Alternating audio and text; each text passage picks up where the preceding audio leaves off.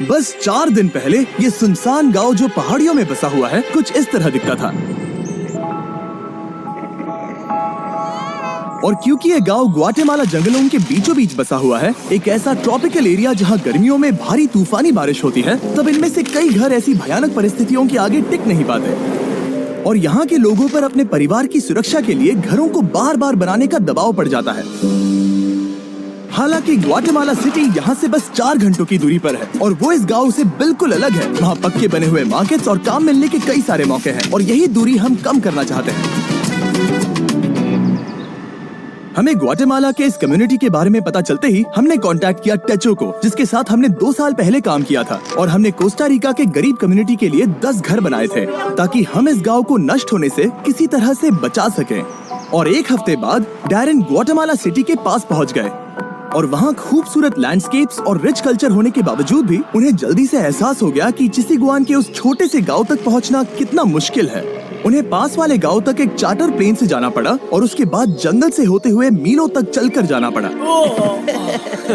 एक ऐसी कसरत जो इन्हें पैसे कमाने के लिए हर रोज करनी पड़ती है। वहां पहुंचने पर डैरेन की मुलाकात हुई एल्बर्टो से, 8 बच्चों के पिता जो अपनी पत्नी मरिया के साथ उनकी देखभाल करते हैं। उन्हें सबसे करीबी सिटी तक पहुंचकर फैब्रिक बेचने के लिए घंटों सफर करना पड़ता है, जिसके लिए सिर्फ $2 मिलते हैं। मतलब उनके परिवार के हर एक सदस्य को हर हफ्ते लगभग $1 में जीना पड़ता है। और इतना ही नहीं, परिवार में सभी को एक ही बेडरूम शेयर करना पड़ता है। अभी ये लोग जिन घरों में रह रहे हैं वो बहुत ही बुनियादी स्तर के हैं। इनके फ्लोर्स मिट्टी से बने हुए हैं। यहाँ कोई बिजली नहीं है। इन्हें घर में आग जलाकर खाना बनाना पड़ता है और खुद को गर्म रखना पड़ता है। और उसके साथ ही एल्बर्ट और उसके कम्युनिटी के लिए पीने का साफ पानी इकट्ठा करने का कोई इंतजाम नहीं है। हमें अब भी जाकर कुएं से पानी लाना पड़ता है और जितना पानी हम इकट्ठा कर पाते हैं वो हमारे पूरे परिवार के सदस्यों के लिए काफी नहीं पड़ पाता। अपने परिवार को पालने के लिए इन्हें इतनी मुश्किलों से जाना पड़ता है कि हमें ये देखकर बहुत बुरा लगता है। हम इस समुदाय की मदद करना चाहते हैं, इनकी जिंदगी में बड़ा बदलाव लाना चाहते हैं, इन्हें एक कंफर्टेबल और सुरक्षित जगह देना चाहते हैं जहां ये बच्चों को बड़ा कर सके। तो अगले कुछ दिन हम हमारे पार्टनर टेचो जो यहाँ काम करने वाले हैं उसके लिए हमारे पास एक बड़ी योजना है। तो बस 4 दिनों में हम यहाँ पर 15 नए घर बनाने वाले हैं जहाँ होंगे बेसिक इलेक्ट्रिसिटी के लिए कुछ सोलर पैनल्स, एक सैनिटेशन सिस्टम, कंक्रीट के फ्लोर्स, एक लकड़ी जलाने का चूल्हा और एक रेन हार्वेस्टिंग सिस्टम जो होगा स्टोरेज और फिल्ट्रेशन के साथ। टेचो में ऐसे लगभग 15 लाख वॉलंटियर्स हैं जो इस ऑर्गेनाइजेशन से पास होकर निकले हैं। इस तरह की एक्टिविटीज उन्हें उनकी पारंपरिक जड़ों से जोड़कर और उन छोटे कम्युनिटीज को सहारा देकर उनकी जिंदगी बदल सकती है। वो अपने और उन कम किस्मत वाले लोगों के बीच की दूरी कम करने में मदद करते हैं। अगले दिन सुबह सुबह जब उस काम को शुरू करने में 4 दिन बचे थे, तब टेचो के करीब 50 वॉलंटियर्स उस गांव में कंस्ट्रक्शन शुरू करने के लिए चले गए और उस गांव में सड़कें कम होने की वजह से डैरेन और उन वॉलंटियर्स को सभी बिल्डिंग इक्विपमेंट्स पहाड़ी की चोटी पर उठाकर ले जाने पड़े जहां वो नए घर बनाए जा रहे थे। इसलिए अगले 48 घंटे बहुत ही मुश्किल होने वाले थे।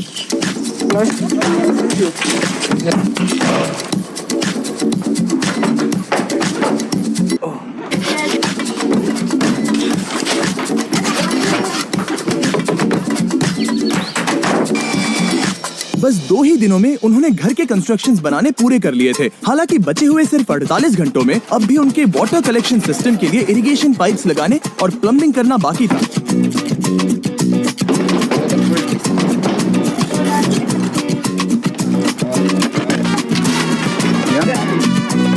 वो यहाँ पर बहुत सारा पानी इकट्ठा कर पाएंगे ताकि बारिश के ना होने पर भी इनके लिए पर्याप्त पानी मुहैया हो सके। ये उनके लिए एक बहुत बड़ी सुविधा है। मैंने कभी डैरेन की क्षमता पर शक नहीं किया, पर इस बार वक्त बहुत कम था। मुझे विश्वास नहीं होता, पर सूरज उगने से पहले उन्होंने वक्त पर काम खत्म कर लिया ताकि एल्बर्टो और उन सभी परिवारों को नए घर का सरप्राइज मिल सके। और बच्चे तो अपनी एक्साइटमेंट रोक ही नहीं पाए। चलो रिबन काटते हैं। हम तुरंत ही देख पा रहे थे कि ये समुदाय कितना खुश था। उनके चेहरे पर की वो हंसी, उनकी आवाज में एक्साइटमेंट, वो एक बेहद खूबसूरत अनुभव था। वो जिस तरह से शुक्रिया कर रहे थे वो मुझे हमने किए काम से बहुत बड़ा लग रहा था। अब उनके पास और ज्यादा पैसे कमाने के लिए बहुत सारे मौके होंगे क्योंकि अब उन्हें बारिश के बाद घर को मेंटेन करने के लिए कम वक्त लगाना होगा और टेचो के बनाए हुए नए रोड से उन्हें पास की कम्युनिटी में आना जाना आसान हो जाएगा। अब बिजली के होते उनके बच्चों को रात में पढ़ने में बहुत आसानी होगी। ये नए चूल्हे हेल्दी खाना बनाना बहुत आसान कर देते हैं और इसी से ये कम्युनिटी बड़ी हो जाएगी और एक दिन एक फुली फंक्शनल गांव बन जाएगा। जहाँ पास में बसी हुई सिटी के लोगों जितने ही काम होंगे। तो अल्बर्टो और उसके परिवार को अब कभी भी उस जोखिम भरे रास्ते से जाने की जरूरत नहीं पड़ेगी। हम इस सब के लिए बहुत खुश हैं। मेरी बीवी और सभी बच्चे भी इसे लेकर बहुत खुश हैं और मैं भी बहुत खुश हूँ। और इसके बाद भी हमारे पास इस कम्युनिटी के लिए और एक सरप्राइज है, पर उसे दिखाने से पहले मैं आपको इस वीडियो के स्पॉन्सर के बारे में बताना चाहता हूँ, ड्रैगन सिटी। इस प्रोजेक्ट को स्पॉन्सर करने के बावजूद ड्रैगन सिटी होस्ट कर रहा है एक फिलैंथ्रोपी वीक चैलेंज जो जनवरी 21 से लेकर 28 तक रहेगा। विनर्स स्टेचो के लिए पॉइंट्स अर्न कर सकते हैं एक इलेक्ट्रिक और एक फ्लेम पेरेंट को ब्रीड करके, और हर 50,000 पॉइंट्स अर्न होने पर ड्रैगन सिटी टेचो.us को $100 डोनेट करेंगे ताकि लैटिन अमेरिका में शेल्टर्स बनाने में मदद कर सके, जिसका डोनेशन गोल है $20,000। और हाँ, इसमें custom mister beast runner island 24 जनवरी से शुरू होने वाला है, जहां आप सभी मिस्टर बीस्ट ड्रैगन्स को इन गेम ऑफर से पा सकते हैं। पर अगर आपको मेरे ड्रैगन्स पसंद नहीं है तो आप हजारों ड्रैगन्स में से भी चुन सकते हैं। फिक्र मत करो, मुझे बुरा नहीं लगेगा जब तक आप सब्सक्राइब करते हैं। ड्रैगन सिटी डाउनलोड करने के लिए डिस्क्रिप्शन के लिंक पर क्लिक करें या फिर इस QR कोड को स्कैन करें, जिसमें होगा special starter pack 15,000 food, 30,000 gold, 10 James, और ज्वाइन करें 20 फिलैंथ्रोपी वीक एक ड्रैगन मास्टर बनकर। वो 15 घर बनाने के बाद हम यहाँ पर एक कम्युनिटी सेंटर भी बना रहे हैं, जो कि स्कूल के लिए कुछ एडिशनल क्लासरूम्स जैसा होगा। अभी उस स्कूल में सिर्फ 2 क्लासरूम्स हैं। यहाँ की औरतें उसे ट्रेनिंग और वर्कशॉप्स की तरह इस्तेमाल करेंगी ताकि वो नई स्किल सीख कर जॉब के नए रास्ते ढूंढ सके।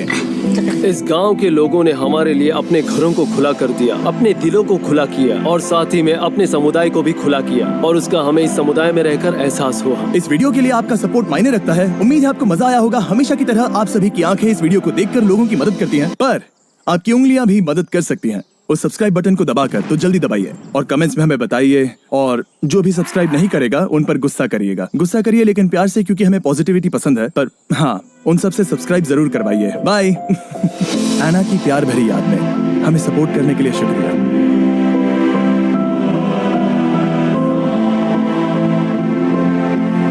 सब्सक्राइब।